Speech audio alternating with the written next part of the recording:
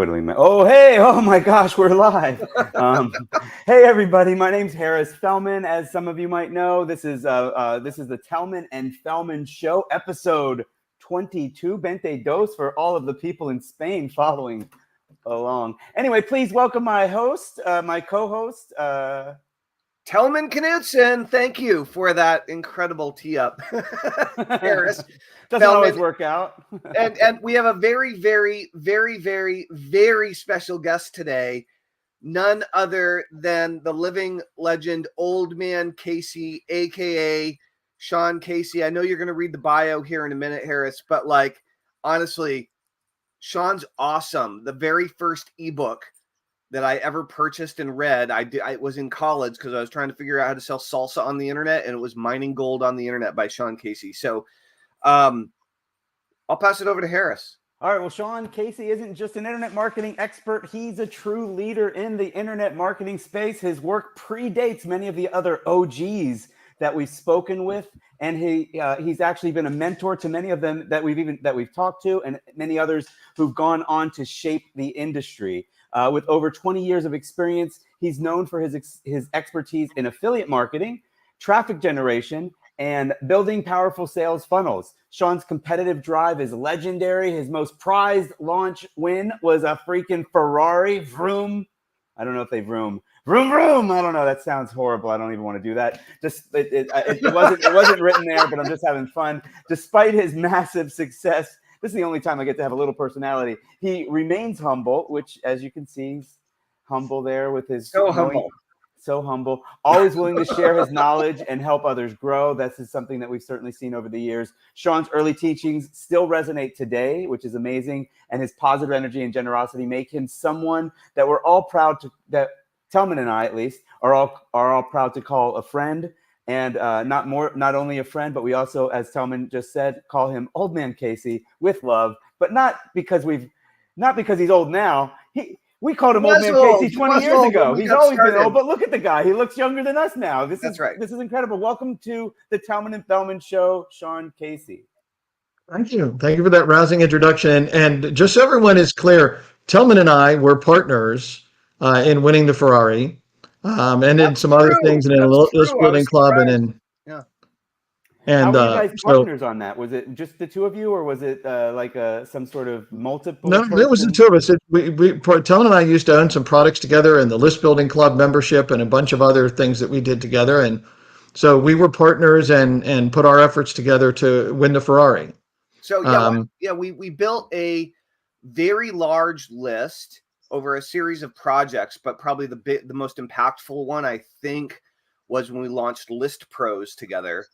Right. So we did a big launch. We used the mass control model, right? We used Frank Kern's mass control model, which was largely built on product launch formula as well. Like there's all these layers to it. But we followed mass control. We launched List Pros. We did the world's first $1 million in sales in an hour in a teleseminar during that launch, and then we won, and we made a bunch of money, did a big launch, and then immediately following that, like a month later, Evan Pagan did his launch, and I think we used that list in order to win the launch and win the Ferrari together. Was that how it went down? Are my details accurate, Shawn? Yes. Was that the launch where Evan prepaid everybody? What was it, $1,000 cash FedEx it to get our attention or something? Wasn't it? Wait, I didn't get that money. I didn't get that money either. Yeah. There was somebody. I think. You shouldn't talk about that. There are hundreds of people who are like, Evan owes me $1,000. Evan was great. Evan gave away his Ferrari. Yeah, ask where our money is. Oh, Evan gave away his own Ferrari. Yeah, his own Ferrari. He gave away his own Mercedes. He's like, I'm cleaning out the garage. That's it. Yeah. So it was very competitive. It was exciting, and we could probably talk an hour about how we managed to win that contest. But I don't want to bore people with ancient history. But it was very cool. It's not all successful. It's not all successful. Shawn and I had a launch together during a recession. I had a character about recession, like Recession Busters, right? Recession Buster or F the Recession. No, I think it was Recession Buster, and I had my Sal character for that. We had Sal the Sight Stealer as the promoter or the mascot, as Tellman would say, and then he blew up a gas. I blew up a gas station, and not for real. Convincingly so. That was yeah. that was an awesome. Wasn't there like an wasn't that like an interactive video or something? Oh yeah, With a cell that's right. phone I on tried to top do it. Boy, that would work out really a lot. I bet we could do that a lot better now because but it was like hey, Shawn, but like I recorded like 1,000 names and so that if you opted in as Shawn, it would say, you know, hey, hey, forget about it, Shawn. But it worked. It worked. Yeah, no, we did okay, but it wasn't $1 million day or anything like that. Well, no, I mean, but hey, it was promotion. It was, and Harris also, we did. I don't remember the exact details, but with Todd Gross, we did like the first like live video people on the internet streaming faces or something. I can't remember exactly what it was because for those who don't know Todd was a actual weatherman on TV, weatherman. In fact, the guy who predicted the perfect storm, which, you know, George Clooney starred in, not as Todd. There was still another guy who was the weatherman. You know, Todd survived the perfect storm, thankfully. But he went on to start doing video related things on the internet and has had great success and everything else. But he was like in the bowels of some university's computer lab or something and connected up to us, and we were streaming video back long before, you know, what we're able to do now. Right. And that was part of the first product that he created to start trying to teach people how to do video, because he kept saying, this is the future. This is the future. Well, welcome to the future. Here we are. That's right. Gosh, I don't remember that too well. That's amazing. Yeah, I remember bits and pieces of all that. I definitely, you know, I remember talking with Tom early on. Adam Seitz. Oh, you don't know Adam Seitz. He just liked the video that we're on right now. A friend of mine, Adam Seitz. He's in New York. He has a book. He has a book out that I've been talking to him about, maybe using like our internet marketing knowledge to help him sell the book and monetize it. So anyway, hey Adam, glad you're watching the video. But you're probably not going to learn anything about your book today. Well, you might, so pay attention. Pay attention. So anyway, Shawn, how did you get started? Tellman mentioned, you know, mining gold. You know, I've got to admit, I was kind of irritated. Like, I was really trying to figure out how to sell jars of salsa on the internet from my college dorm room, and I'm reading mining gold on the internet. I'm like, what is this? What are you talking about? This isn't going to teach me how to sell jars of salsa on the internet. It wasn't Oddly called enough, mining in the sales salsa. letter, it didn't say that I'll teach you how to sell garden salsa on the internet. No, but it was the only ebook I could find for sale that would teach me anything. So what year was that? Probably 2000. Okay. Either 2000 or 2001. I really don't remember. It's shrouded in the mist of time. But so prior to the internet, you know, once upon a time I practiced law. That was horrible. Quit that. You kept the furniture. Yeah, well, no, this is all new furniture, and I have big bookcases back here that nobody can see, and you know. But I mean, I tend to think in big, fancy furniture because you know, if I'm going to be in the office, I want to enjoy it. But but prior, you know, once I stopped practicing law, I was in business. I was teaching seminars. We were doing direct response marketing with radio and TV and direct mail pieces for a bunch of different stuff on my end, mostly related to legal matters of like tax planning and estate planning and asset protection and stuff like that. And this internet thing came along, and pretty quickly I figured out that direct, which is you do a promotion and people respond, become a lead, become a buyer, whatever, was perfect for the internet. You know, even early on, you couldn't track a lot of stuff really well, but it was obviously going to be, you know, that you could get people to respond.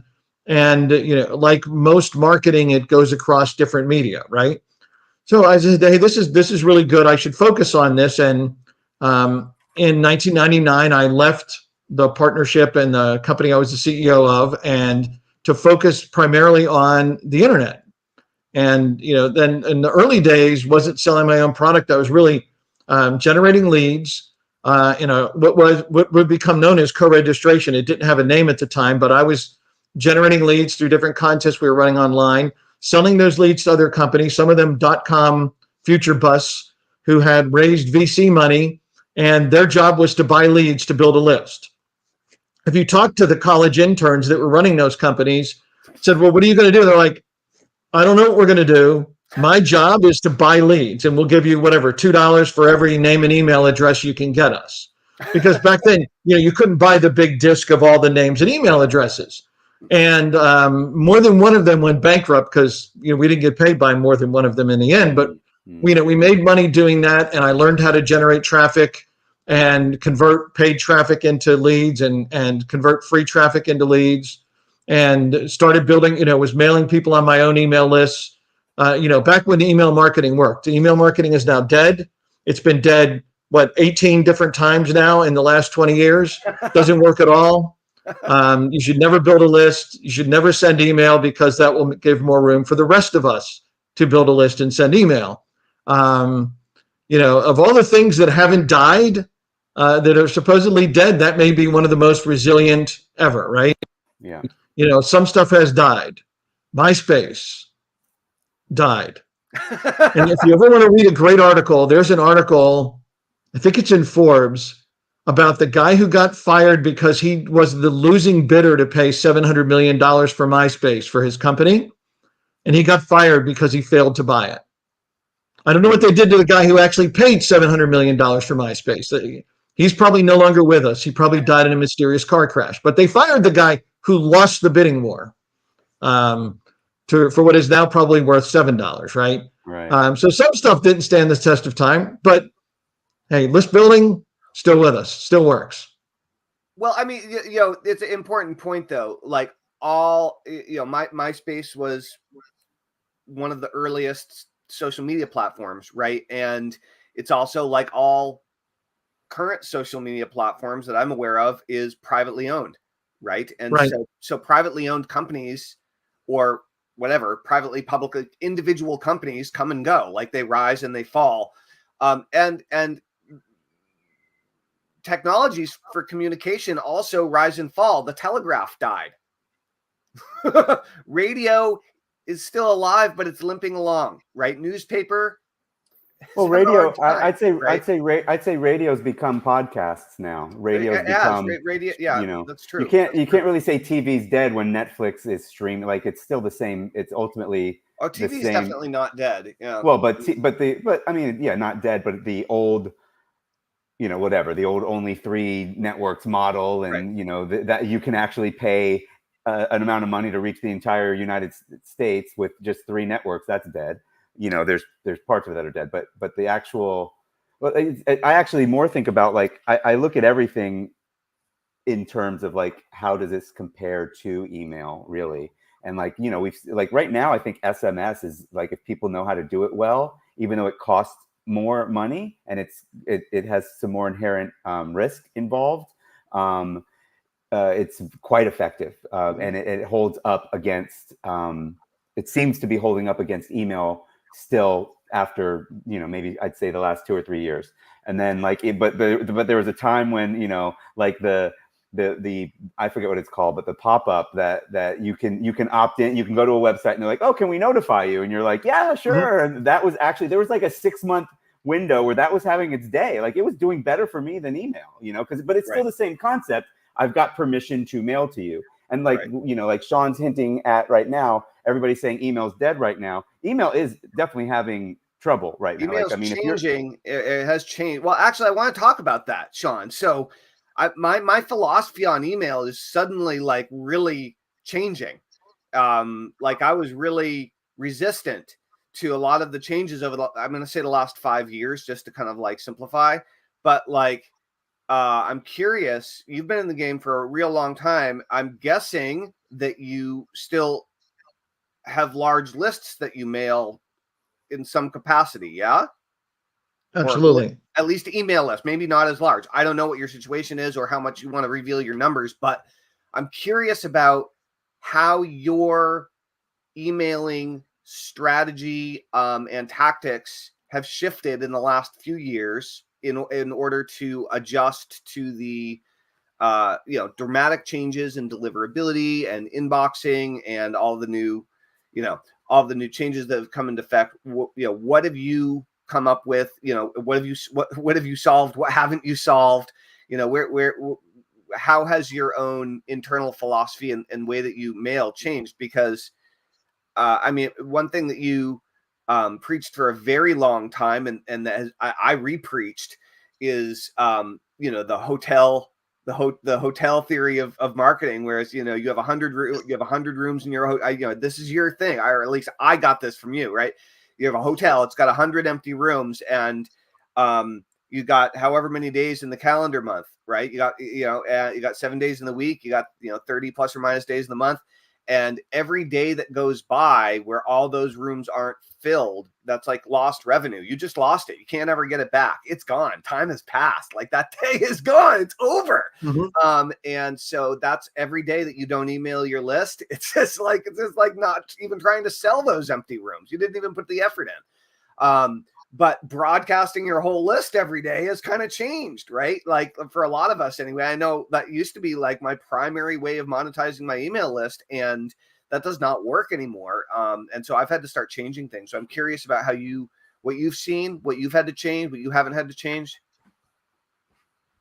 Well, first of all, I want to give a big shout out to Google and Yahoo, because, I love those guys, and I couldn't be happier that their goal in life is to block every commercial email that we send them. We all love Google and email. Everybody, yay! Yeah, come on. If you're a marketer, you can't understand why your consumers and business people on your list don't want to hear from you 7 times a day, because really they're just living, waiting for our next email, aren't they? And there becomes the problem. I don't know. Somebody is credited with saying it. I don't remember if it's Seth Godin or who. That marketers ruin everything. Right. Yeah. That's Seth Godin. Yeah. Yeah.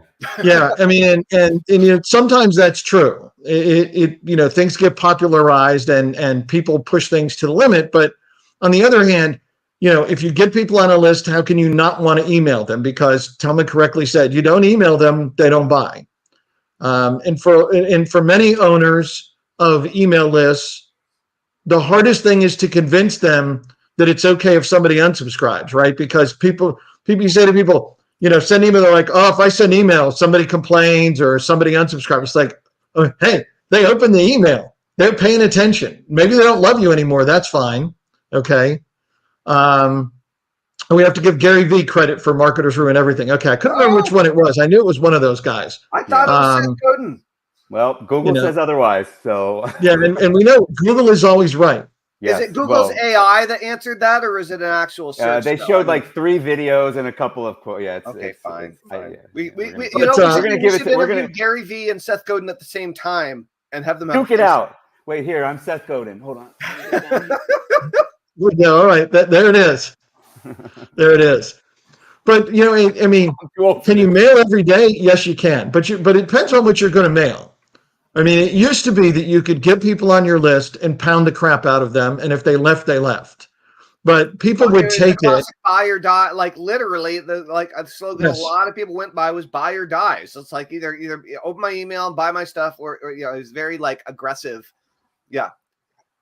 And the other thing was that you never took anybody off your list 20 years ago because there was no reason to. Right. Now, if you're not using good list practices and culling people that never open or click very quickly, then you're not going to get any kind of decent delivery.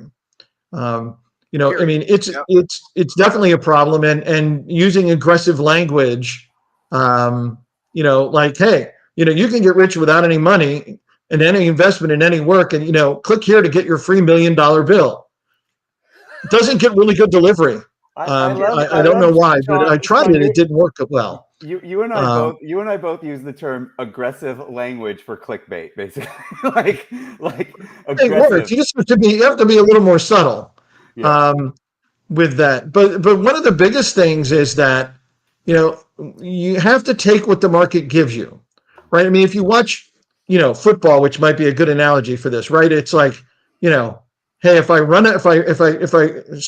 use a running play and it works and the defense is backing off and they let me have the space to run another running play, I'm going to keep running till they make me switch, right? And then the secondary is going to come up, and then I can throw the deep ball, right? I mean, so you take what they give you, and that's the thing with the marketplace, right? At one point, in the early days of Facebook, you could run any ad you wanted to. They were happy for the money. That got shut down pretty quickly because, marketers abused the crap out of it, and scammers really abused the crap out of it. And then it was like you couldn't run anything. I mean, you couldn't run anything that used the word like money, start a business, anything for a while. And then they kind of, found their balance a little bit. I think in part because they stopped having truly actual interns review ads. Because the early days of Facebook, you got a real human who looked at your ads, but they were like, 17 years old and, a freshman in college. Right. And they're like deciding whether you live or die. It's what could go wrong? And so things change and things move. I mean, different, but, Dan Kennedy, who's one of my mentors, and I was in his early whatever mastermind thing that it was called at the time that predates the actual internet as we know it today, often talked about, so pre-internet, that if you have one source of, leads or buyers for your business, whether it's direct mail, newspaper ads, TV ads, radio ads, whatever it is, you're an idiot. And I don't know if he actually said that, but it is the kind of thing he would say, is that you're an idiot. It sounds like he would say that. And because it can go away one day, right? I mean, we've seen this over and over again, right? It will go away. And it will. I mean, whether it's, Facebook shuts down your account, Google shuts down your ad account, name the big company they've shut down, a lot of marketers' ad accounts, rightly or wrongly. They did something wrong. They didn't do anything wrong. Same thing with, your email marketing provider. At some point, one of them is going to shut you down. If you grow big enough, if you have 11 people on your list, you mail them, every year at Christmas, probably not getting shut down. Right. But, if you're trying to grow a business, it's tough. Right. Well, I mean, that goes for everything. Even like, I think the biggest shock for me, early on, was that what you would think is the simplest part of a business, collecting money, can actually get shut down. Your payment processor or PayPal or Stripe nowadays as well can basically say, no, we're good. Like you basically fit a profile, like seriously, like you fit a profile. You have, like in my case, I have I sell, still sell solo ads, right? They don't know that it's solo ads. They don't know this term, but they don't want advertising. No online advertising. That's a high risk area for us. So, Stripe doesn't allow it at all. You can't sell leads. So that was a big shocker for me. But really, I don't know, every part of an internet business, and it doesn't really matter. I mean, yes, we're in a more aggressive area of the internet marketing space, but everyone has there's issues with growing and scaling a business, whether it's the advertising side, whether it's the email deliverability, SMS deliverability, whatever it is that you're doing, payment processing, it all has that aspect. And so you do have to develop a bit of a I probably developed too thick of a skin. Like when something goes wrong, I'm like, okay, well, I'll I'm not jumping all over some IT guy to fix it fast enough sometimes. And I'm like, oh, I guess I should have jumped on that a little quicker. But, just stuff generally, I mean, this year I got hacked. I'm not happy about it, but, I'm also not like first guy. Yeah. Right. I'm not, no, I know. But anyway, go ahead, Tellman. Yeah. So, well, Shawn, like practically speaking, with the email marketing side of your business, instead of just emailing everybody every day, like how do you actually like run it? Do you keep people in a 60-day sequence after they opt into a list, and if they don't click, they're off, and then do you move them into another sequence, or like how do you actually have things set up in order to get more email through? Like what's the solution that you've come up with for the time being? So what we're doing, the 30,000 foot overview is close to what you said. People get in, They're in a long series of messages or in a daily broadcast, depending upon the niche. If they aren't, in most cases, if they're new and they haven't opened in 15 days, then we take them off the list. They go into a hopper, and eventually we'll try them again, and we recycle through, that pile of leads to try to, maybe they were on vacation for 2 weeks or whatever, and try to just, re-energize that person. But if you haven't clicked, or if you haven't opened or clicked in 2 weeks, you're off the list, because the guys so full list. If somebody makes it past, so I'm new. I open a couple of emails in the first 15 days. So now I'm in the opener category. Are you constantly only sending to the people that have opened, let's say engaged in the last 15 days? Yes. Wow. Yes, 15, but if you drop off again, and you're not opening or clicking in the last 15 to 30 days, depending upon the list, you're not getting email either. Yeah. I mean, okay. I'm hearing I told Tellman I'm hearing a lot of people going to 30 days. I've never heard anybody say 15. That's the new people. You need to, because you're assuming you're generating a good volume of leads, right? I mean, you have all these new people and they're not responding. Yeah. So number one, they're not responding. Number two, Google and Yahoo, who pay attention, know they're not responding. Your overall open and click and response rate, right? And really it's more clicks than opens now, depending upon who's tracking what, is going down. And the basic concept at Google and Yahoo is, hey, look, if people aren't responding to your messages, you're one of 10,000 guys that mailed in the last minute into our servers, and you're just clogging up the works. You're costing us money, and you're annoying people. So why should we let you in? Yeah. Yeah. And they've back in February, they tightened those numbers up a ton. Mhm. And that's what everybody's, feeling the effect of. I love hearing I love hearing 15 days, because it's so, talk about aggressive. It's a very solid stance, and it's really true. That's the problem with, I think, marketers. A lot of times we don't take a step back and say, what is the actual customer experience? Right. If they, number one, if they didn't open your email in 15 days, they might not have even been a real email. Number Right. one. Number two, they might have just had some sort of impulse opt-in. They wanted to get the next information on the next page, and they're just not that into you, bro. I mean, that's really what it comes down to, right? And basically, Gmail and Yahoo, and that's all that matters. I mean, Gmail is about all that matters, really. But Gmail, Yahoo, and everybody else follows suit, can see that and say, leave them alone. They don't want your stuff. And Okay. we're not gonna deliver to everybody. We'll let some of your stuff get through now, and then we'll diminish that. So, but Shawn, one of the questions that I guess do you even still mail every day for some markets? Mm-hmm. Okay, good. Why But not? people on the other side, if they're not responding after 2 weeks to a month, they're gone. Right. I mean, if they no longer have an interest, Yeah. or I'm not getting delivery, or whatever it is, we need to stop mailing to them. Yep. And then maybe once a month you're like, okay, let me mail the 90-day openers, and once every couple. I don't know, if I'm just guessing. This is what I do. Right, but generally, yes. You want to keep going, because sometimes you're going to catch somebody, or you get inboxed or whatever. Because we know that Google especially plays games with what they let in to an inbox. Totally. This is such a detriment to our egos, is really what it is. That's what you've got to eat up. It's like, Tellman, you're like, I've got a list of 100,000 people. I'm mailing a list of 100,000 people. Then when you find out that, well, only 7,000 of them are opening in the last 15 days, it's like the reality, right? Oh, yeah. I've only got a list of 7, but it was,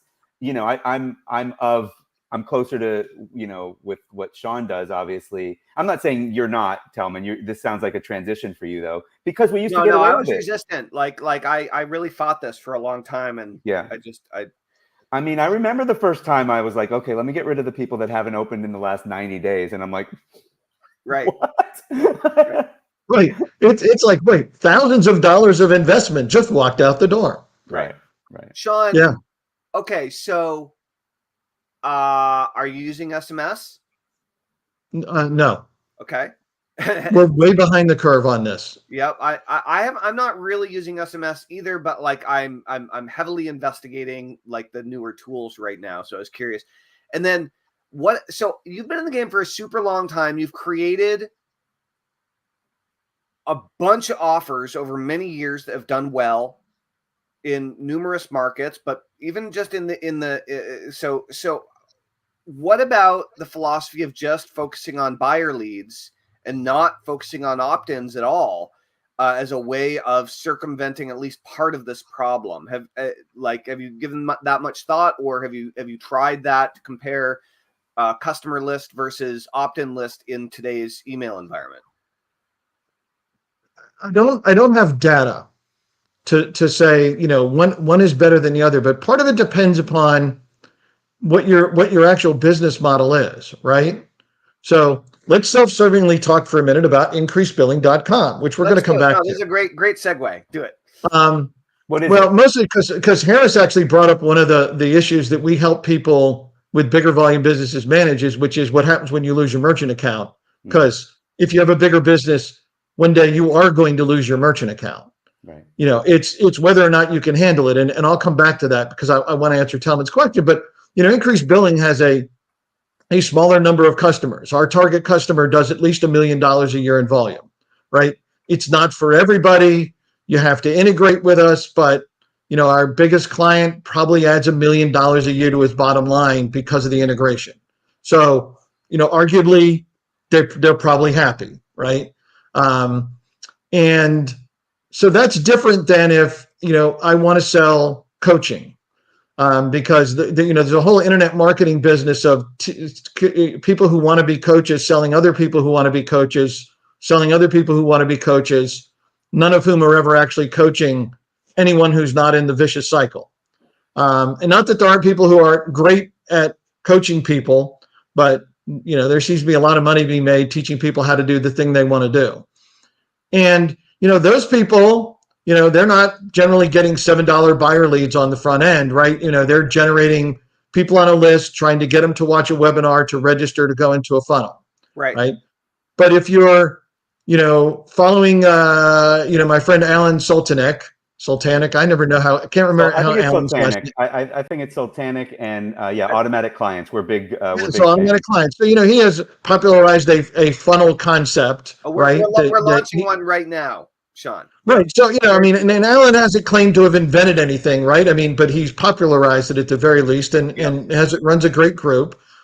But, where it's, hey, let's get people on the front end cheap and then run them through an ascension, which, we were doing long before the automatic clients product, existed. And so, if you build that funnel that way, right, then it definitely works. So it kind of depends upon what you want to sell. If you already have an existing business and you come to the internet, you can't say, we sell dump trucks, let's just go only market to buyers, right? But if you build a business where you can have a, front end that is simply, anything that gets people to give you $5 or $7 or $17, then, you pick them off. It also, depending upon how well you are at selling and running ads and what your niche is and what the competition is, possible that you can, offset some or all of your ad cost on the front end, and then, your list is free.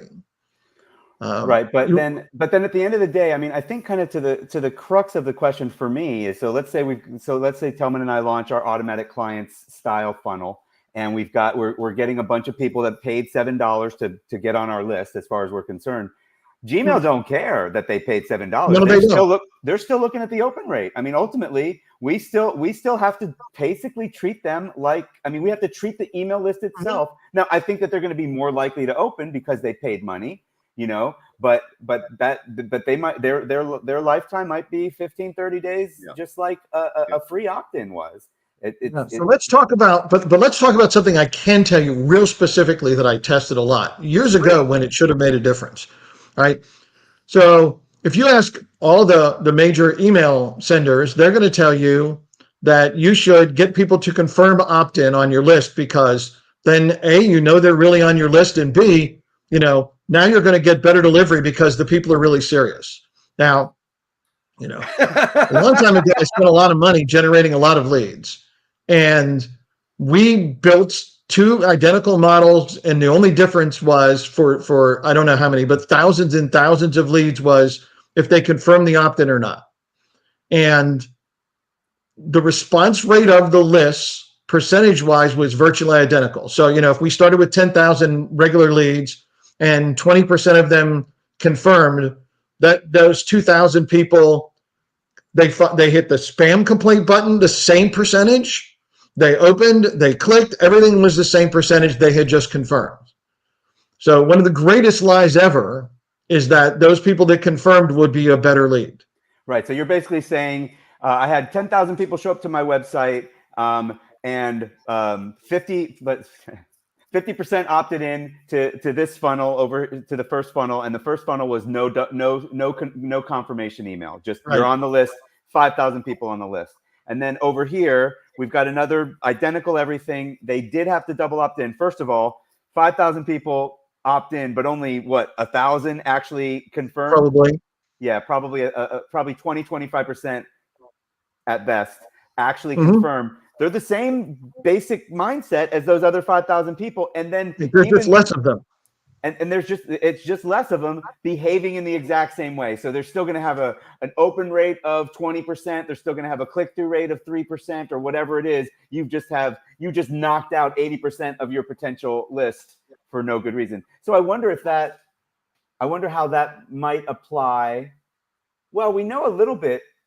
Like I was about to say, how does that apply? Like if someone were to test like a free opt-in versus a $7 opt-in, right? You're obviously gonna get a whole lot less people, but then basically getting kind of a very similar exchange. And I do think that like the CPA industry, they've got their partials, and then they've got the people that have paid, right? So you've got all of these things that they call partials. They barely even consider those a lead. Like they that's garbage to them, and half of them don't do anything with it ever, and they've got like hundreds of thousands of emails that they don't do anything with because they don't even view it as being valuable. But I don't know if I don't know. I guess but that's just an opt-in. That's just a squeeze page. That's not like, hey, we're going to give you a whole bunch of really great info for free, right? And now you're on my list for free versus you paid $5 or $7 to be on my list. I think we should. I bet we will test that, to be honest with you, Tellman. Yeah, well, so this is interesting because this is a radically different test, but it's less of a test and more of a practice that I just try out every now and again. There is no doubt that when I send a broadcast to my customers versus sending a broadcast to my clickers, that my customers definitely make more money than my clickers. That's unquestionable. And when I just send to my customers, I also have more opens, higher percentages of opens and higher percentages of clicks. So even if a double opt-in list, if that turns out to be bogus, right? I mean, I don't know that logic follows through to the comparison of an opt-in list versus a buyer's list, right? Like, no, I don't think it does. But I say if you had 1,000 buyers and you send them an email, somebody will still hit the spam complaint button. Yeah. Some of them still won't respond.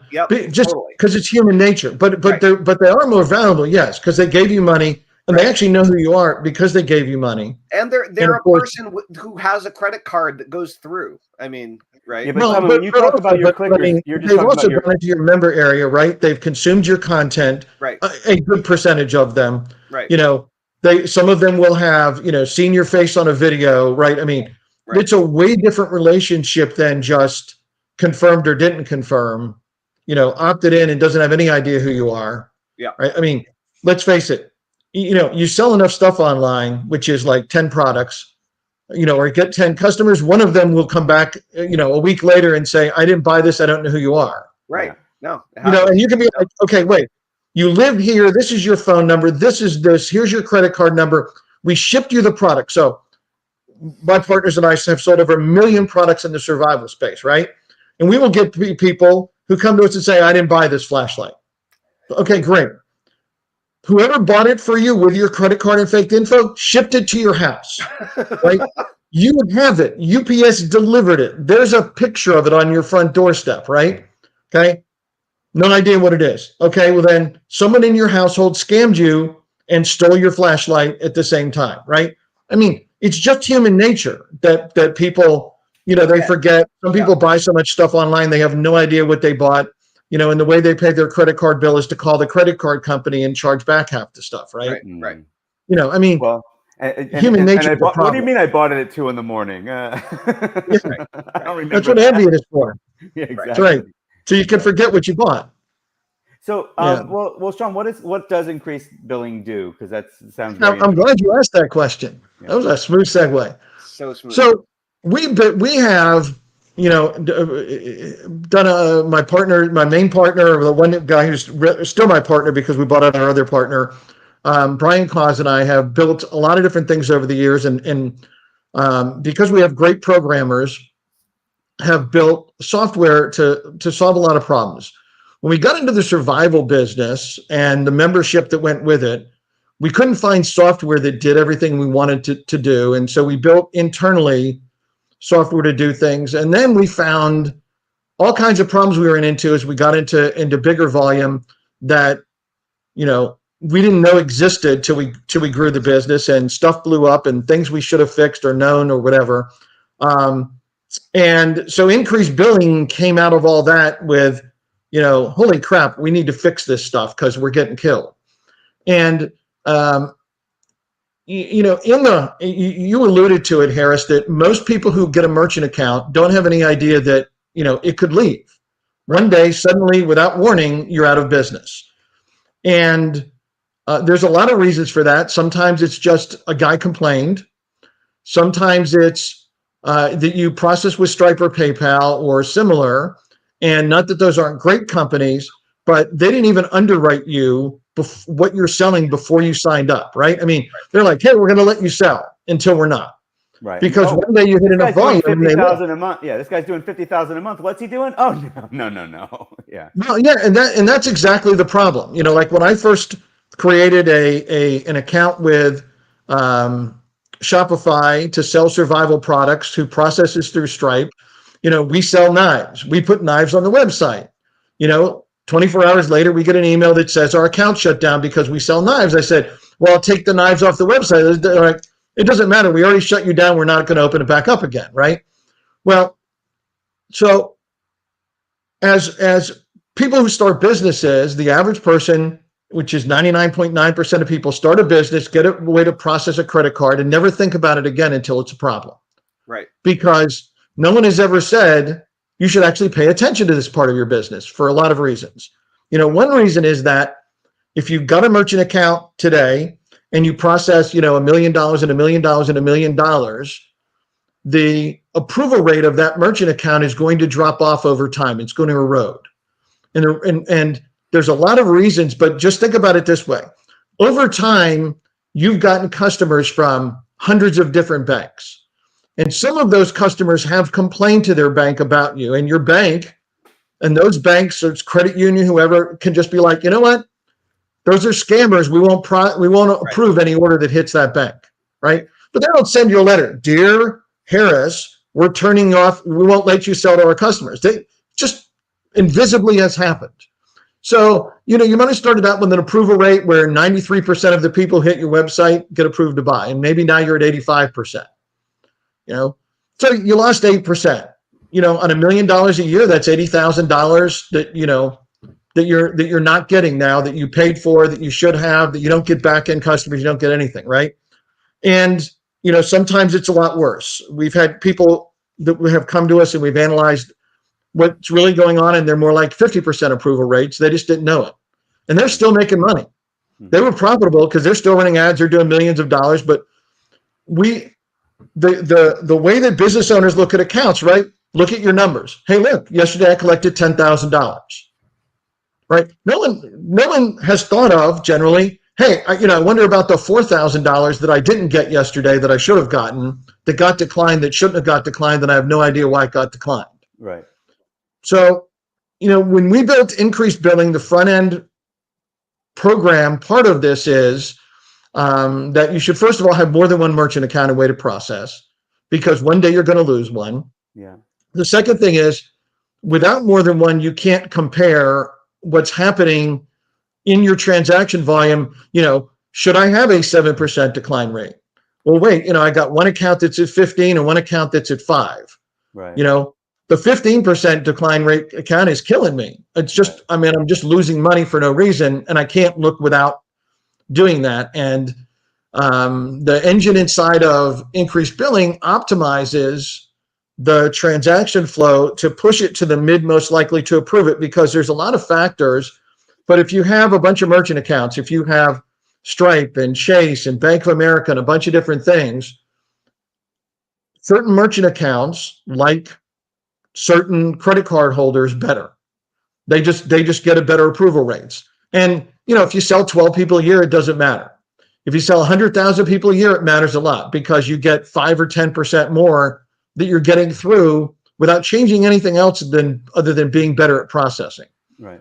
And so increased billing manages all of this automatically and does a whole bunch of more cool stuff on the front end. So I know a lot about the space. I know a lot about the space, actually. I was partners with Kevin Parlin, and we were doing something kind of similar where we insisted that people are better off, especially larger, are better off if they have multiple merchant accounts. Right. It sounds like you've got some intelligence, a little bit more intelligence to it than like just raw NMI. Like NMI, you can put a couple of merchant accounts in there and kind of load balance them a little bit. But it sounds like you've got some more intelligence built in as to which, you said mid, for anyone listening, merchant account, merchant ID, which one to use based on this one's from I don't know, Empower Merchant, and this one's from Maverick or whatever. Do you also are you also an acquirer, or are you agnostic to who the payment processor is? We don't care. You can bring all your existing merchant accounts, including Stripe, to us. Okay. And we can integrate and manage all of that. But not so PayPal, we've helped guys who are PayPal's not a merchant account. PayPal's not a merchant account because it doesn't process the same way. Right. Braintree, different, which is a PayPal, or was a PayPal subsidiary. I'm not sure if they spun it out or not. So, for example, we've had people come to us who are processing, millions a month on Stripe, who want to safeguard the fact that Stripe could just turn them off one day and have another processing option. So, they're obviously ready to go, because inside of our portal, you can literally just go, don't send traffic to this merchant account anymore, or turn it on, turn it off. There's also an automated engine that, for example, if all of a sudden everything declines in a merchant account, within a few minutes, it would automatically send the owner a notice and switch all the processing into the other mids. Yeah. Because at 4 a.m., hey, the gateway could go down, your merchant account went down, your bank went down, whatever happened, you're not awake to go fix it if stuff stopped working. Right. So we automated that process. But by the way, sorry to get in the weeds a little bit on it. I'm doing consulting for Warrior Plus, which is a shopping cart / marketplace, and it's something that a lot of those clients would benefit from if there were a way to, like, right now they just accept Stripe and PayPal. So if there were an easy way for them, where do you sit? Where does increased billings software sit? Like, are you real simple. Yeah. When you hit the shopping cart button to actually order. Yeah. Okay. At that point, it goes from that page. Hang on. That's my team meeting starting that I'm not on. You hit the order button. It goes from there into increased billing, which in a millisecond analyzes where it should go, where it should go to get approved, etc. And then it goes through the credit card processing company, whatever that's going to be, and into the normal flow. So we just stick right in between, capture all that data. But the other thing that we do, well, two other things related to this that are important is lots of people now have recurring billing. They have memberships, and They should. It's great. Love it. It's great to wake up on the first day of the month and know you're going to get paid, even if you don't go to work, right? The problem with that is, number one, it's brutal on merchant accounts. So your chance of losing a merchant account is higher, right? Because, when a guy charges you back for 5 months of monthly billing, the mid and the acquiring bank don't say, oh, it's one guy who's mad. No, they're like, it's 5 chargebacks, right? Right. So your risk of getting shut down goes up. That's fine. That's one of the risks of business. But most people that are processing recurring billing are doing it in some place like a Stripe or a merchant account, and all of their credit card data is controlled by someone else. So if you lose your MID, if you lose your Stripe account, you lose the ability to rebill the customers. Right. Which, now that I've said this out loud, there are people going, "Oh my God, I never thought of that." The people that generally think of it are the people that lost it. Totally happened to me a few years ago. Yeah. I had a membership program that was like recurring membership program that had been generating thousands and thousands and thousands of dollars for me every month for years. Thousands. It was like great, like for years. And then one day, boom, gone, done. Sorry, Stripe just knocked it out. That was it. Right. Okay. Well, I'm scared to store, especially based on my recent hack. I mean, I'd be scared to store credit cards, encrypted credit cards, even anywhere. But you don't need to, because we do. Okay. I mean, somebody should, and so we do. So because the transaction data goes through us, we capture it. It's secure. We're PCI compliant. Blah blah blah blah blah. All the tech stuff. Yeah. So that if you decide even that you want to not use that credit card company anymore, or use Stripe anymore, or don't use somebody anymore, you have your legit credit card data that you can switch and charge through a different processing company, because your relationship with the customer allows you to do that. And so you don't have to get shut down, you don't have to go out of business, you don't have to lose everything you spent your whole life building.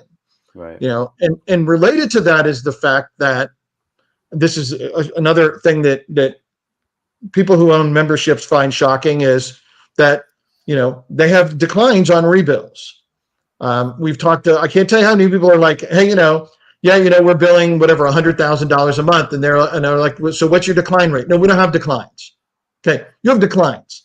Netflix has declines. I mean, the rest of us definitely have declines. Visa, MasterCard says the average decline rate is about 20%. So Netflix is lower because no one's letting their Netflix accounts, right? Doesn't matter if you're selling a supplement, info membership, whatever it is, yours is higher, especially selling to consumers. So how do you, after they decline on day one, how do you recapture the people who declined? So we built essentially a recapture engine to charge the people, as many as possible, that have declined off day one, and get them back in your fold without you ever calling them, talking to them. But we've built a lot of stuff in, and have zillions of data points that we've worked with to do this, where we want to get as much money for you as we can. We don't want to lose your merchant account in the process.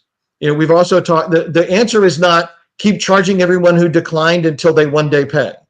Right. First of all, because you're going to kill your merchant account. Your decline rate is going to keep skyrocketing, and they're going to shut it down. But the other thing is, I don't think most people realize, every time you try to charge somebody, you pay money, right? Because there are gateway fees involved that, might be 10 cents, might be a quarter, might be whatever, depending upon what your situation is. But, if you try to charge 1,000 people every day, you're spending a couple $100 a day. So you're pounding people, many of whom are never going to get approved, paying money to do it, and beating up and losing your merchant account all in the process. So you're killing your business with an intentional plan, right? Which is dumb. Once again, saying this stuff out loud, people are like, "Oh, that's completely obvious. I shouldn't be doing that." But without any perspective, right? Tellman was talking earlier, like stepping back, right, from your business and going, holy crap, look at the stuff that I'm doing. Shouldn't be doing this. you don't want to do that. And a lot of, if you analyze, for example, the reason why you got a decline on a rebill, you would know, hey, you know what, that one's never going through, because some of the decline reasons are reasons. So you don't need to keep trying to get the guy who's never going to get through. And you can do all of this manually. We obviously automate this. That's why we built software to do it. But the other thing about recapturing a decline is the importance of the fact that, this month, let's say you had $100,000 in rebills, 25,000 declines, right? You not only lose them this month, you lose them next month and the month after that, and right? You never get to bill them again if you can't bill them this month, right? But if you could rebill, let's say, $10,000 of those people this month, you get to bill them next month and the next month, right? So rebilling 10 grand this month is like rebilling 50 grand in the long run, right? I mean, it's not just the 10,000 you didn't get this month, it's the 50,000 you didn't get that you would have gotten out of those people, but you never got them back into the membership. So you're selling rebill insurance. Yeah. Right. And it's good and it works and it's automated and you don't have to touch it. We just get you money. Yeah. Shawn, what's the, I know you said your ideal client is doing at least $1 million a year in revenue. So how large or small, do you have a cutoff? Do you work with startups? Do you absolutely not work with startups? Do you only work with people who are doing at least 100 grand a year? What's your deal? Well, I mean, we work with startups, but the problem is that most of them don't have a programmer. They don't have the ability or knowledge to do anything on the front end of their business to make it worth integrating with us. The top end, there's no top end. Our biggest client does about $100 million a year. We could handle somebody who's doing $1 billion a year. There's now an engine that's built on the cloud that can do anything. Cool. Can you see a way for it to integrate with like a ClickBank or a Warrior Plus, which I could connect you with, or a JV Zoo or something like that? I know you're familiar enough with those without me trying to. We can, because, depending upon, they control what comes after their shopping cart, right? After their order button. And because they do, we can, integrate with them and work with them on the back end of what happens. Are you a gateway? One of the big competitors of those guys, we have been inside of their entire business. And whether or not they're going to actually sign the deal, we know we can definitely integrate in the back end of how all that stuff works. Right. Their only hesitation was, I kid you not, from the CEO was, well, the programmers have had to work hard this year. We don't know if we want to give them another project. It was okay, really? So, you agree with us that, you're just going to make more money if you do this. Yeah, but they complain. It's like, all right.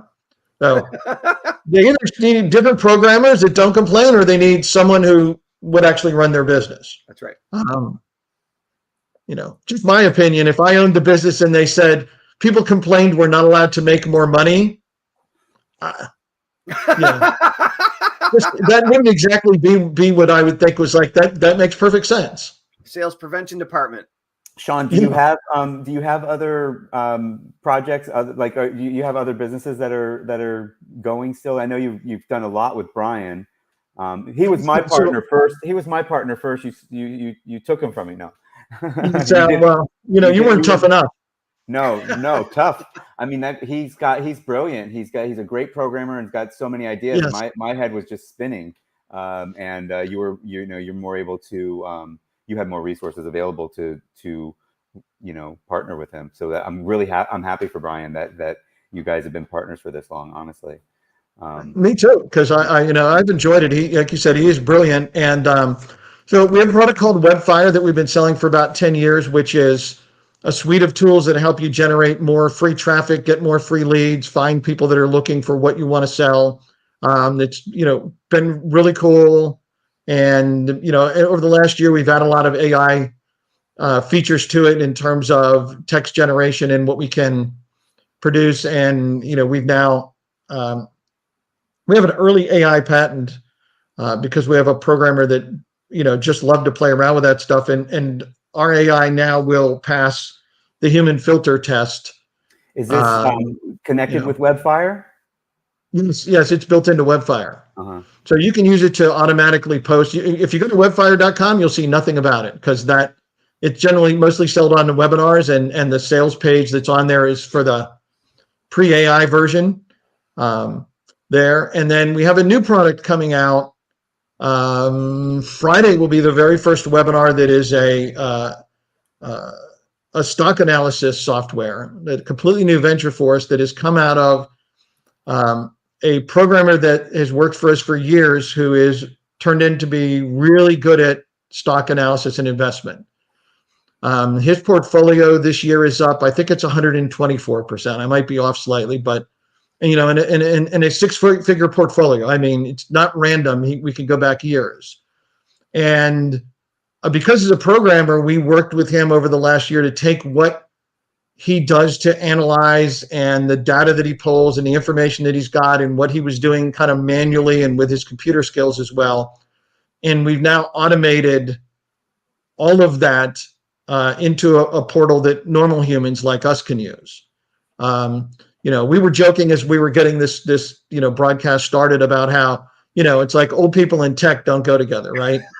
and it's true. And my mother, who's 88, gets on the computer and uses email and does things. But, if I handed her a random piece of software, we'd be completely lost. So with her in mind, we've worked to get this down where people can do an analysis and pick off things and get training in a way that will give them an edge and it accesses, what we refer to as legal insider information.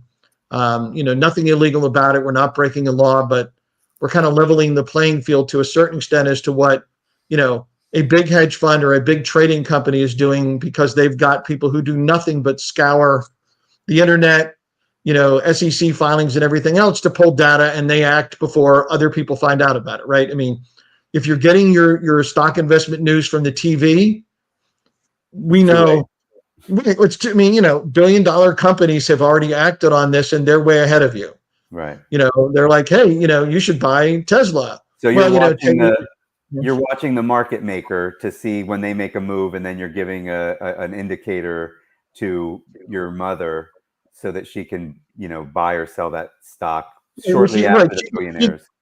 But you're also getting the fact that, unlike, people love to sell black boxes, as they call them in the soft, like, listen, when this gives a buy signal, you just go buy, right? We don't want people to blindly be like, hey, I should buy. It's like, hey, here's why we like this stock. Yeah. Because, for example, the CEO just came out of pocket $5 million and bought more on the market, right? Good sign. Guy works there. You got to figure he knows, right? The same way Berkshire Hathaway, I think it's the chief insurance guy, but one of those guys at Berkshire Hathaway just sold $140 million worth of stock. Right. Guy sells $140 million worth of stock. You might want to take a second look as to whether or not you want to continue to own the stock, because, could be, hey, he just decided to buy a yacht, right? Well, but it could be he says, hey, you know what, this is probably peaked for a while. I'm going to take some chips off the table. Right. And it's time for you to think about doing the same. Well, I thought it was a little bit in that case. I thought, why do I know this? I thought it was a little bit because he was possibly going to be the successor, and then it was announced that he wasn't going to be the successor. So he's like, I'm selling my stock. And that could be. But nonetheless, if you don't know these things are occurring, and generally, they're not news stories, they're just, hidden in the weeds. Yeah. If you don't know that, the fundamentals are good or bad, or that the latest, report has a bunch of language in it that says, oh man, there's a lot of headwinds on the horizon. We're not right. And normal people can't keep up with this. If you there's an interview with Warren Buffett that's really interesting from, I don't actually know, 10 or 20 years ago, a while back, but he said, I can beat the market hands down. I can easily do 50% a year with a small number. You give me $1 million, I can do 50% a year. He said, I can't do it with Berkshire Hathaway because there's just too much money. I can't, you can't be nimble with, he's got like $1 trillion now, right? But he said, here's how I would do it. I would go, and he referred to Moody's or something. I don't even know that the actual service exists today because all these things have morphed and combined. But it basically was, I would go read everything about every company. I would do complete research, and I would go find, the information and who's doing what and all this other stuff. And then, based upon now being smart about all these companies, I could take action to buy or sell. Well, most people do not want to do that. We don't have the information necessary to understand those companies or what they do or what the charts say or what the technical out. And does the stock look like it's going up or down or more, right? None of that means anything to us. But that's why God invented computers, so that we could leverage the power of them to get that information in a usable format. And we could use it to make more intelligent decisions about what's going on, both to, hey, here's a potential buying opportunity, and as well, for things that are in your stock portfolio that, hey, something significant occurred, an insider bought, an insider sold, or, this stock looks like it could fall from the sky. You should take a look. Doesn't mean you should sell necessarily, but it means, you should take a look because, let's face it, when Tesla fell from whatever huge lofty valuation it had at one point, right? Everyone in the media said, it's, there's no stopping it. It'll go on forever, right? And then, it's down a significant percentage from the high. Same company, who knows what changed? I'm not smart enough to know, but clearly, if you buy on the general euphoria of, people talking in the marketplace, that's great when it works, but that euphoria lasts long beyond the value of the stock to sustain that. Yeah.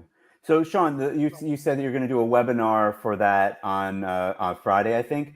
Yes. But so I guess, and do you mostly sell Webfire on webinars as well? We do, yes. So that we have a chance, so we can do the full demo of the software. So you're still doing.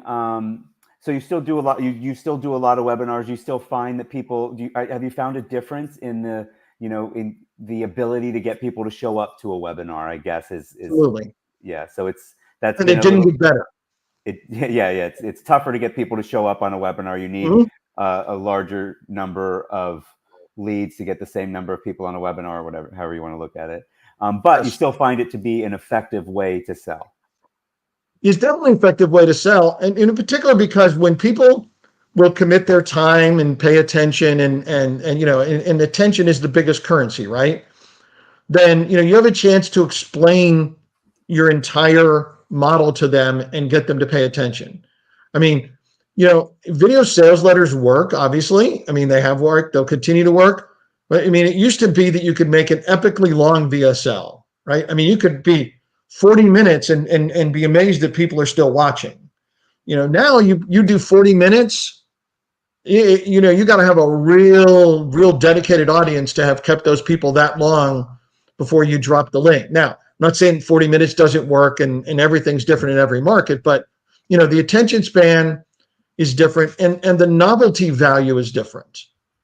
Right. Webinars peaked, there were teleseminars back when Tellman and I, or Harris and I used to do them.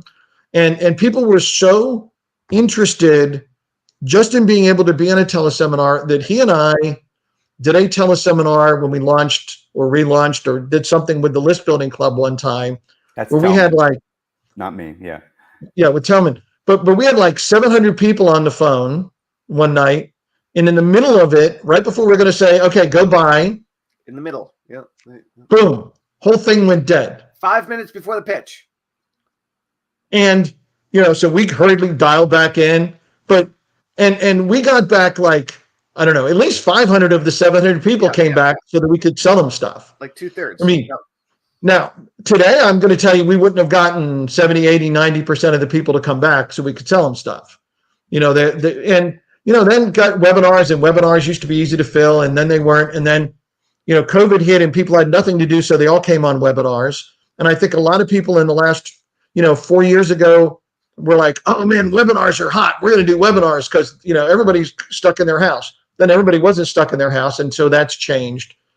So you've got to find different ways to be able to engage people and get them to consume what you want. In our case, if you want to sell a higher ticket product, or you want to sell a software product for much of what we do, you have to get someone to, understand, why they want this, first of all, how it can help their business, and then see the software in action and the results that it generates so they can get to the other side of making a buying decision, yes or no, right?